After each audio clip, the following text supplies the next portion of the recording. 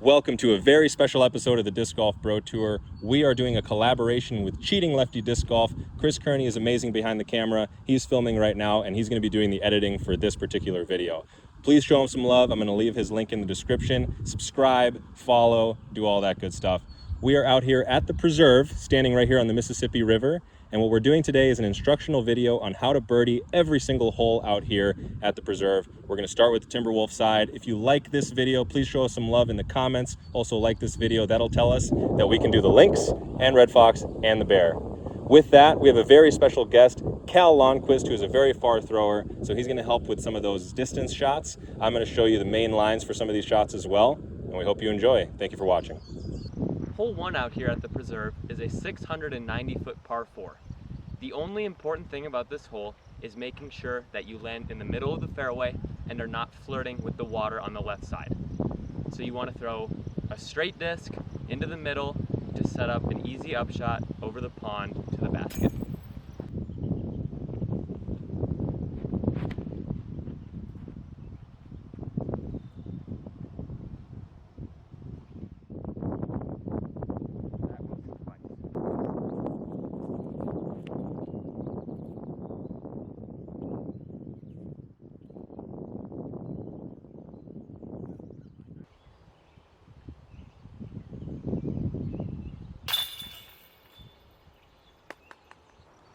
Hole 2 is pretty straightforward. You've got a double Mando, you have to hit this gap, and it is a small gap all the way down the fairway, about 320 feet.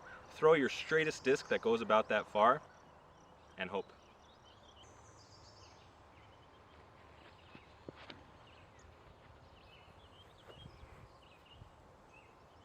That's the one.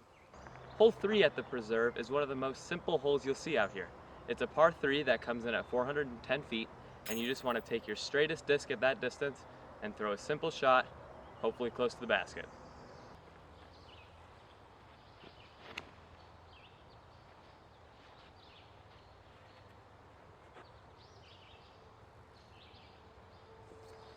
Nice shot.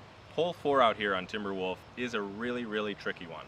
This one you want to throw something understable through this gap to pan out to the right. Reason why is because we have about 650 feet to the pin, and the second shot goes through the woods into the forest.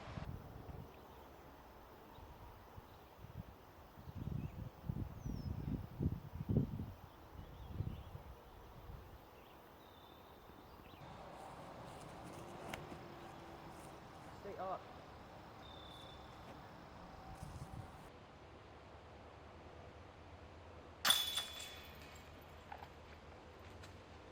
Hole 5 here at Timberwolf is a tough one. This one is pretty far, so there's almost no getting around having the distance in order to reach this hole. My particular advice is to have a disc that you trust that will come back left, and you're going to have to throw it over the water to get as close as possible.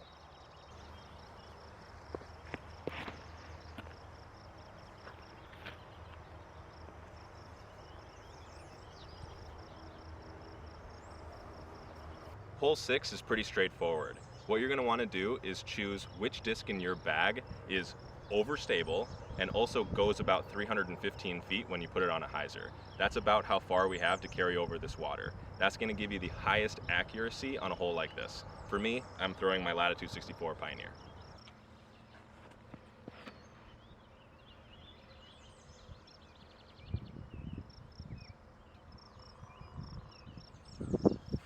Hole 7 here on Timberwolf is a short one, about 250 feet.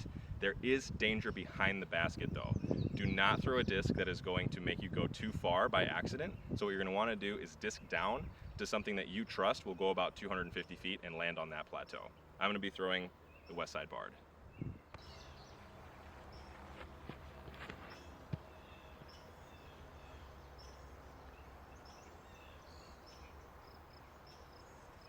Hole 8 on the Timberwolf is another signature hole out here at the Preserve. It is a 350-foot par 3 with water short of the basket. It is a good idea to err on the side of caution and throw it long and straight so you don't end up in the pond.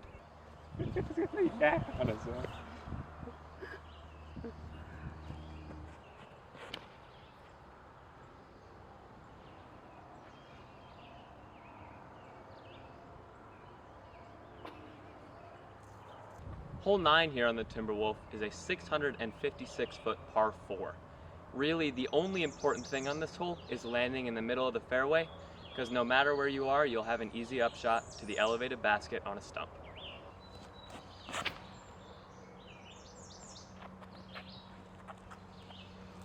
That's good.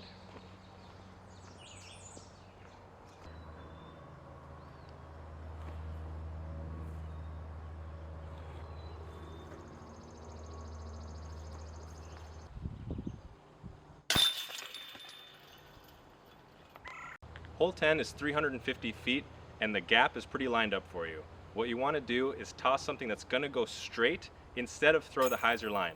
It's very easy to want to throw the hyzer line because the fairway is set up like that, but you want something that's going to push far forward so that after it passes those trees that looks like the end of the fairway, you actually need another 60 feet or so. So make sure you throw something that's going to finish in a forward motion.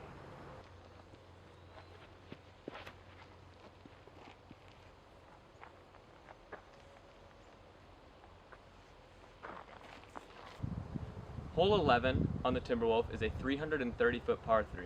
Really, the only option on this hole is to throw a forehand. If you're not a forehand thrower, throw a forehand.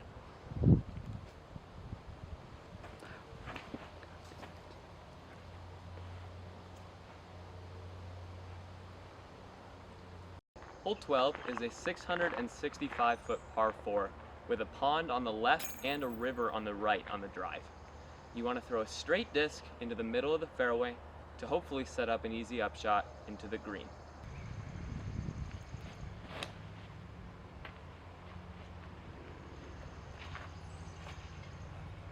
That'll do.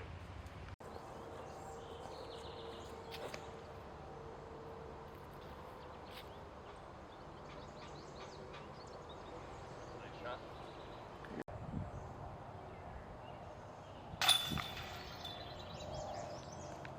Hole 13 out here on the Timberwolf is a little bit different. I've actually never played this layout before because we're on a new tee pad. This is well over 700 feet. On your first drive, you want to throw a driver that's going to go anhyzer and sweep to the right just slightly. You want it to go at least 400 feet. That's your first shot. After that, the upshot to the green is pretty simple, but it is still long. So let's hope.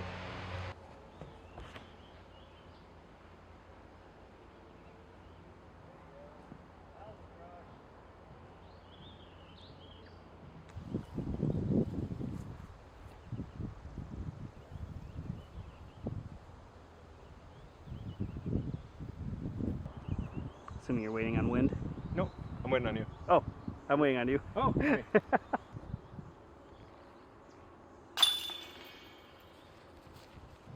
Hole 14 here on Timberwolf is a pretty tricky one because the basket is placed on a mound. We've got about 320 feet to the basket.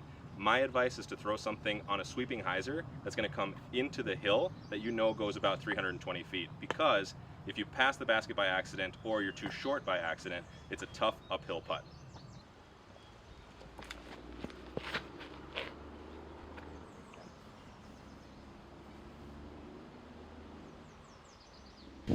Hole 15 out here at the Timberwolf is a par 3 that comes in at 277 feet. You want to take an overstable disc and punch it flat out this gap and hyzer to the left. It is important to not go long on this basket as there is water no more than 20 feet past this basket.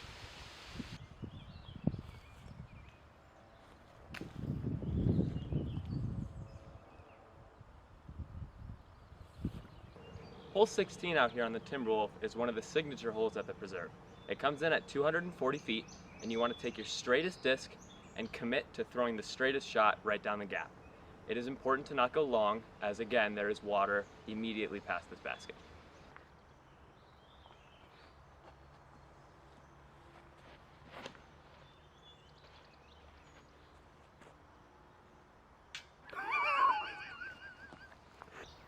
Hole 17 comes in at 320 feet, and the idea here is to play the plateau. You want to throw something that's slightly overstable, and you want to land right on that plateau, aiming right of the basket so that it can scoot in towards the basket.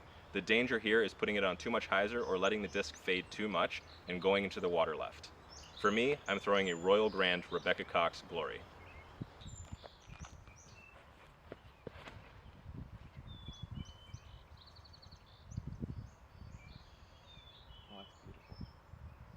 Hole 18 here at Timberwolf is a 917-foot par 5. What you want to do is take one of your overstable drivers and trust it over the water, but you want to pick a landing zone that you know you can reach. For me, it's about halfway down this fairway. It seems as though you can throw farther than that, or I feel like I can throw farther than that. However, you want to be realistic because you will accidentally throw it in the water if you think you can bite off more than you can actually chew. So first shot, put it up high with an overstable disc, let it come back into the land. From there, you want to throw it to the plateau and then set up your third shot to get to the basket. For me, I'm throwing an opto recoil. For the longer throwers, you can try to get more aggressive and get up by that golf green in one shot to set yourself up to go over the second water on your second shot up by the basket and set up that sweet eagle 3.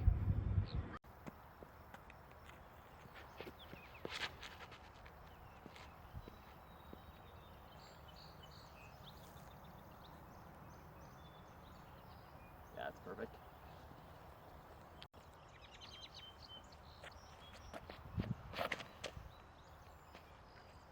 Oh my God. I think it's gonna be just short of the green. Incredible. That's fine with me. Incredible.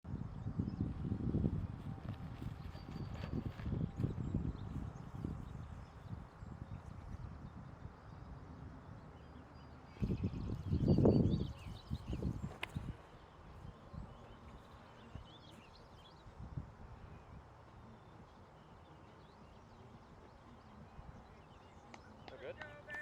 Yes, sir.